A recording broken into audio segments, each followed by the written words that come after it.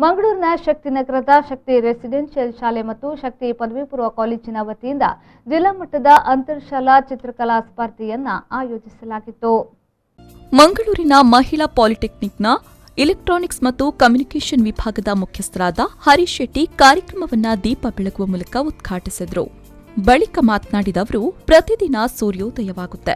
ಇದನ್ನ ಕಲ್ಪನೆಯಾಗಿಟ್ಟುಕೊಂಡು ಇದರ ಚಿತ್ರವನ್ನ ಬರೆಯೋದು ಒಂದು ಕಲೆಯಾಗಿದೆ. ಮನುಷ್ಯನ ಬದುಕಿನ ಪ್ರತಿಯೊಂದು ಚಟುವಟಿಕೆಗೂ ಪ್ರಕೃತಿಯೇ ಸ್ಫೂರ್ತಿ. ಪ್ರಕೃತಿಯ ಸೌಂದರ್ಯವನ್ನ ಕಂಡು ಅದರ ಪ್ರತಿಕೃತಿಯನ್ನ ರಚಿಸುವುದರ ಮೂಲಕ ಕಲ್ಪನೆಯನ್ನ ಹೊರತರುವ ಪ್ರಯತ್ನವನ್ನ ಚಿತ್ರಕಲಾ ವಿದ್ಯಾರ್ಥಿಗಳು ಮಾಡಬೇಕು ಅಂತ ಕರೆ ನೀಡಿದರು.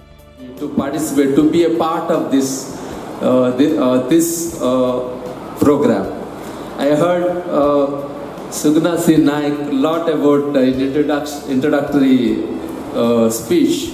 I mean, her birthday is today, her marriage anniversary is today, and also she has involved in so many art. To being a part in this, I think, I don't know, am I eligible for that? So, to give me occasion for this, I thank you very much for Shakti team and each and every person who made this one possible. Thank you very much, especially for Ramesh who introduced me to this team. And in this occasion I have to tell one thing: whatever possible way of contribute to from my side, I am ready for that. It is a occasion or it is a pleasure for me to be a part of that.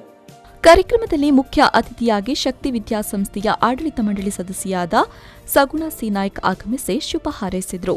ಕಾರ್ಯಕ್ರಮದ ಅಧ್ಯಕ್ಷತೆಯನ್ನ ಸಂಸ್ಥೆಯ ಆಡಳಿತಾಧಿಕಾರಿ ಡಾ KC Naik ವಹಿಸಿದ್ರು. ಪ್ರಾಸ್ತಾವಿಕವಾಗಿ ಶಕ್ತಿ residential ಶಾಲೆಯ ಪ್ರಾಂಶುಪಾಲೆ ವಿದ್ಯಾಜಿ ಕಾಮತ್ ಮಾತನಾಡಿದರು.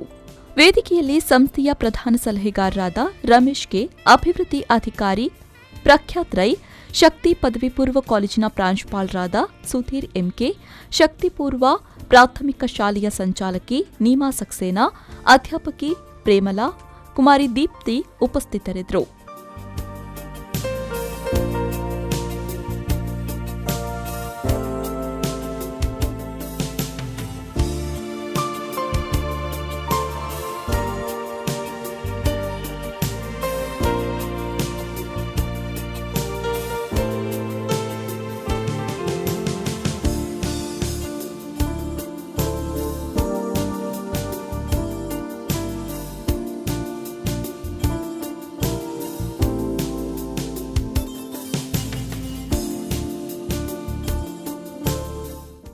Nagesh Kavoor, ವಿ4 news, Mangaluru.